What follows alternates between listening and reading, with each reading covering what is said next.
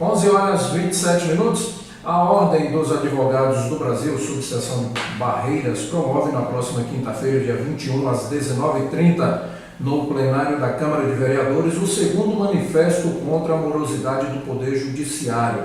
O tema dos debates vai ser: a Justiça do Oeste ainda pede socorro. Várias questões vão ser debatidas e toda a sociedade barreirense está sendo convocada a participar. Para falar aqui desse manifesto, conosco a doutora Cristiana Matos, presidente da OAB Subseção Barreiras. Doutora, bom dia.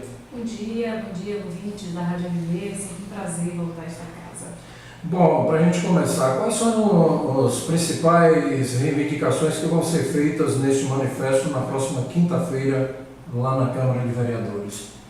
Como você contou no início da nossa conversa, esse é o segundo manifesto contra a morosidade do Poder Judiciário. Há 2 anos atrás foi promovido o primeiro manifesto contra a morosidade e o tema dele era a Justiça do Oeste pede socorro. Decorrido 2 anos, evoluímos em alguns pontos, mas a grande maioria dos problemas detectados naquela época, eles persistem ainda. Por isso, no segundo manifesto, nós ainda continuamos pedindo socorro.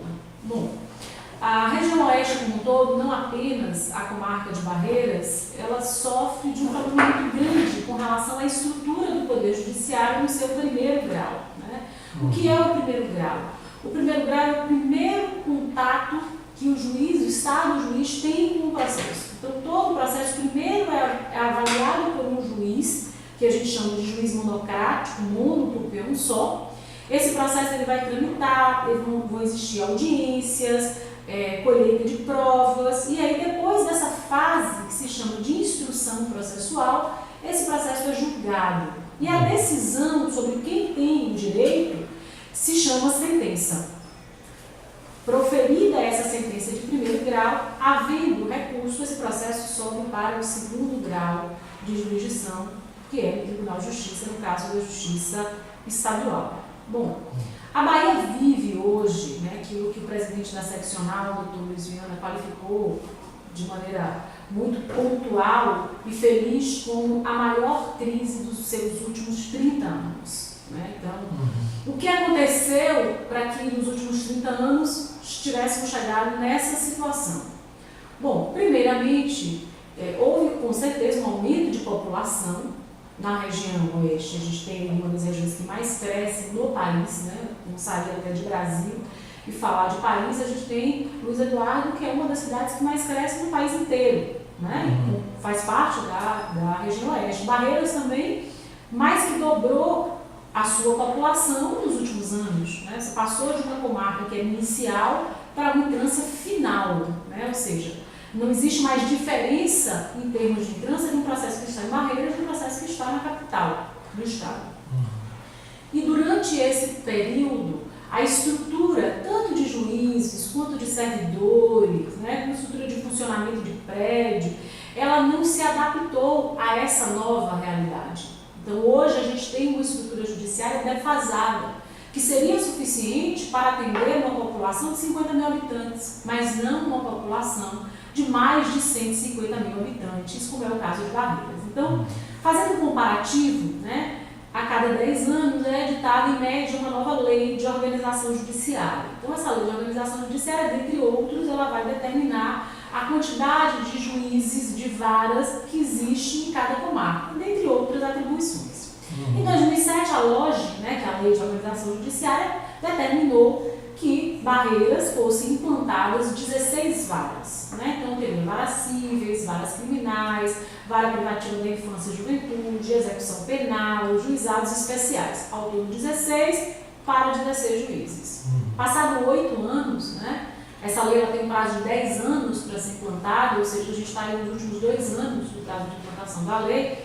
A nossa comarca tem apenas 6 juízes, onde deveriam existir 16. Então, tem uma ausência de 10 magistrados. Hoje, Barreiras tem cerca de 45 mil processos ativos. Esses processos devem ser decididos por apenas 6 juízes. E isso causa, com certeza, um congestionamento muito grande no julgamento dessas ações. Ações que deveriam ser resolvidas de forma célere, como no juizado especial, demoram anos no juizado. Temos ações com décadas tramitando em juizado especial civil, 10 anos, 8 anos, 5 anos. Né? Isso é inaceitável, né? Já que a gente tem uma justiça especializada, como no caso do juizado, que deve funcionar de forma mais rápida. As causas são menos complexas, o valor da causa é limitado a 40 salários mínimos e, por isso, a prestação jurisdicional, a decisão deveria ser dada às partes num curto espaço de tempo. No ano passado, a OAB promoveu um encontro, né, um manifesto. O que mudou de lá para cá, desse primeiro manifesto? Pronto. Na verdade, esse primeiro manifesto ele tem 2 anos. Né? Na época, além de estarmos com a mesma estrutura de 6 juízes, para mais de, na época, 45 mil processos. Então, perceba que em 2 anos, o que era 45 foi para 49. Então, daqui mais 2 anos, a gente vai para 54, 55. Daqui mais 2 anos, se a gente continua com essa mesma estrutura, daqui poucos anos você tem 60, 70 mil ainda para apenas 6 magistrados. Então, além disso, na época, Barreiras funcionava como ainda funciona, num prédio alugado, já que o prédio do antigo fórum havia sido condenado, ele migrou, né, para onde hoje funciona, que é onde era o antigo shopping de Barreiras, que é um centro empresarial. A estrutura é completamente inadequada e insuficiente do espaço físico para receber toda a estrutura do Poder Judiciário Estadual, da comarca.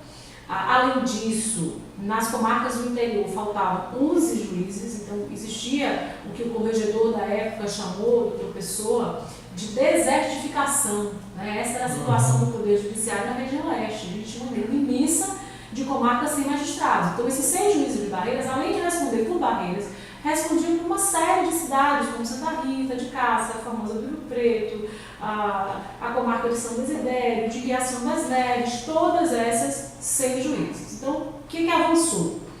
Naquela época, tinha terminado o concurso para juízes, seriam chamados 100 juízes, e o tribunal acenava no início com a designação de 2 juízes para a região. Depois do manifesto é 11, né? Então conseguimos completar e resolver a questão das comarcas de primeiro grau, de primeira instância, perdoe-me, que estavam sem juízes aqui na região. Essas vagas foram providas. O tribunal também lançou esse ano a pedra fundamental de construção do novo Fórum de Barreiras, que vai funcionar numa área bastante acessível à população, que é ali numa parte da área do Colégio Polivalente, uma área central da cidade. Na época, vinculava-se a possibilidade, inclusive, de se levar esse shopping para a prainha. Né? Era um lugar que ficaria bastante inacessível para a população. E a OAB defendeu ativamente a ideia de que esse fórum ele deve ser acessível, que a justiça ela deve estar perto do cidadão, principalmente do cidadão que mais precisa. Contudo, né, apesar de termos avançado, inclusive recebendo aqui a primeira Câmara descentralizada do Tribunal de Justiça, né, Barreiras recebeu a Câmara do Oeste, e nós louvamos essa iniciativa do Tribunal de Justiça. Eu acho que é uma iniciativa importante, ela deve se estender não só para Barreiras, mas para outras regiões, mas não podemos esquecer o primeiro grau. Então, o nosso problema, o nosso gargalo não está no segundo grau, mas está no primeiro grau. Então, não adianta a gente ter uma Câmara eficiente, né, uma Câmara bem estruturada, uma Câmara regionalizada, como é o projeto inovador e que o OAB apoia da Câmara do Oeste, mas não tem o primeiro grau. Você não tem o juiz para julgar, esse processo não vai subir para o segundo grau. O segundo grau também não tem trabalho se o primeiro grau não estiver atendendo a população da maneira em que deveria estar. Desde dezembro do ano passado, a única vara especializada em juizados especiais cíveis e criminais estava sem juiz. Continua da mesma forma? Continua sem juiz. A juíza titular da vara ela foi promovida para uma vara de substituição na capital do estado e desde então nós estamos funcionando apenas com o juiz substituto virtual. Né? Essa é uma vara de substituição que fica em Salvador e a juíza substitui aqui apenas proferindo os despachos. E isso é uma situação muito complicada, porque eu tenho uma vara de juizados aqui com cerca de 10 mil processos para um único juiz. Então, quando a juíza titular estava na comarca respondendo apenas por essa vara, existia um acúmulo de processos maior do que a capacidade célere de apreciação desses processos. Imagine agora uma juíza substituta, que substitui barreiras, outros juizados, né, e outras varas que necessitam de substituição.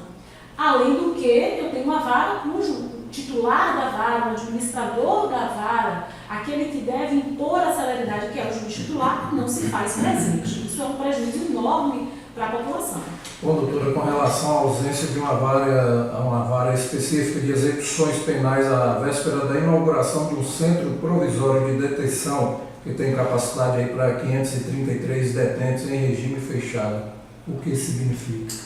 Significa que quando o CPP estiver funcionando efetivamente, e a previsão é que esse funcionamento ocorra no início do próximo semestre, hoje eu estive com o procurador do Estado, e ele acenou que o processo de licitação da empresa que vai cuidar da administração do presídio já está para parecer da Procuradoria. Então, havendo a liberação do parecer da Procuradoria do Estado, a publicação dos editais, no segundo semestre teríamos a unidade funcionando, a parte de construção, a parte arquitetônica já está ok. O que é necessário apenas agora é licitar a empresa. Então, além dos mais de 7 mil processos que tramitam na única vara crime de barreiras, ela teria que responder também pela execução penal de 533 detidos. Significa dizer que isso vai inviabilizar o funcionamento dessa vara criminal.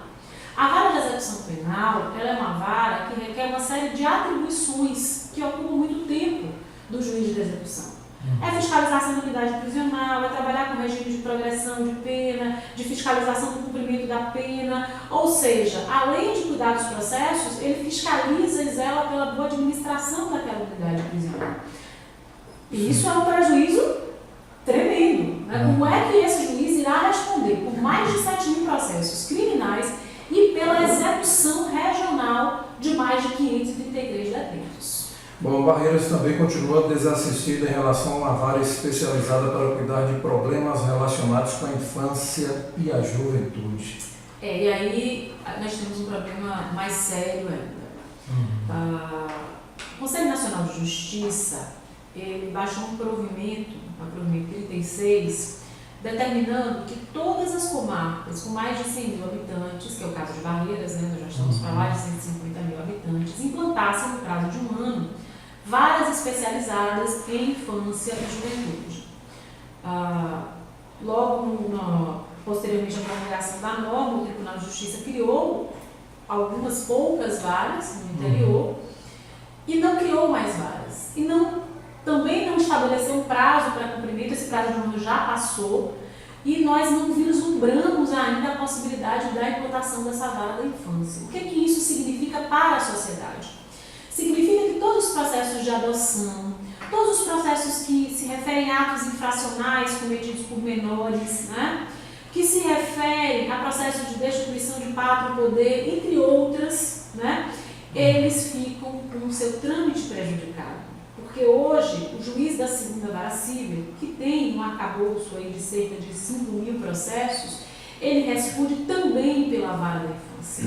E a vara da infância, ela deve se comportar como vara especializada, porque para o seu bom funcionamento ela depende, além de um juiz com dedicação exclusiva a essas questões tão preciosas, né, para a sociedade como é a infância, deve existir atrelado ao funcionamento dessa vara também o funcionamento de equipes multidisciplinares, né? Deve existir uma parceria eficiente com os conselhos tutelares, né, para que seja dada a atenção necessária para a infância. Isso, de certa forma, vem a aumentar aí a violência jovem de até 18 anos? Nós não temos dúvidas com relação a isso. Eu tenho 2 aspectos, né? Hoje a gente vive numa época de escalada muito grande da violência e da criminalidade envolvendo menores, né? E a gente tem alguns fatores para isso. Por exemplo, nós estamos vivendo numa cidade que não tem praticamente estrutura de esporte nenhuma, que não tem programas de capacitação profissional, de especialização profissional, não temos investimentos significativos em cultura e lazer, que é o que efetivamente tira esse jovem, né, principalmente o jovem de baixa renda, o jovem da periferia, da criminalidade. Ele tem que ser atraído, né, por trabalho, por cultura, por esporte. Então não temos quase nada a esse respeito, né, na nossa sociedade.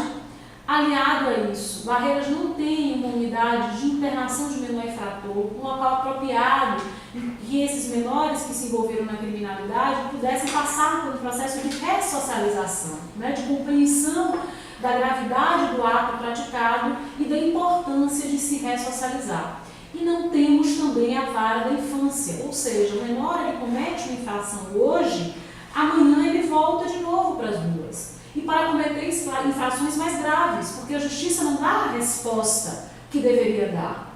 Não fiscaliza, por exemplo, como os pais desses menores, eles têm cuidado do dever legal que assiste a ele, de colocar esse menor na escola, de encaminhar esse menor. Então a ausência dessa vara especializada com certeza reflete sim um aumento da criminalidade que nós sentimos e de forma muito triste envolvendo o nosso futuro, que é a criança e o adolescente.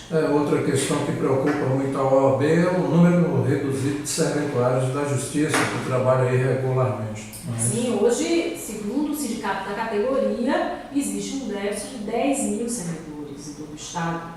Existiu uma década, mais de uma década, que o tribunal não realizava concurso para servidor. Houve um concurso no início do ano, mas ainda não há expectativa de nomeação desse quadro de servidores. Ainda é muito pequeno, né, para uma deficiência de 10 mil. Temos uma deficiência também de cerca de 450 juízes. Né? Basta comparar Barreiras, que tem hoje, pela lógica de 2007, que já está defasada, uma deficiência de 10. Coloque isso em todos os municípios do nosso estado e facilmente você consegue verificar que estamos trabalhando com uma estrutura muito menor do que aquela que a lei determina que existe. Com tudo isso, doutora, seria exagero dizer que a justiça baiana vive a maior crise dos últimos 30 anos? Não seria exagero nenhum. E como eu costumo dizer, pode ficar pior.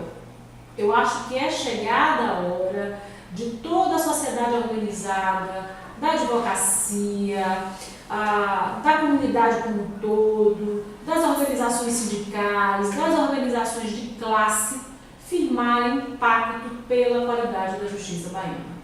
O que é que precisamos fazer para mudar essa situação? Qual é o problema? E que soluções podem ser implementadas a curto, a médio e a longo prazo? É isso que a OAB convida a sociedade para discutir na próxima quinta-feira. A justiça não pode ser uma caixa preta em que não se sabe o que tem lá dentro.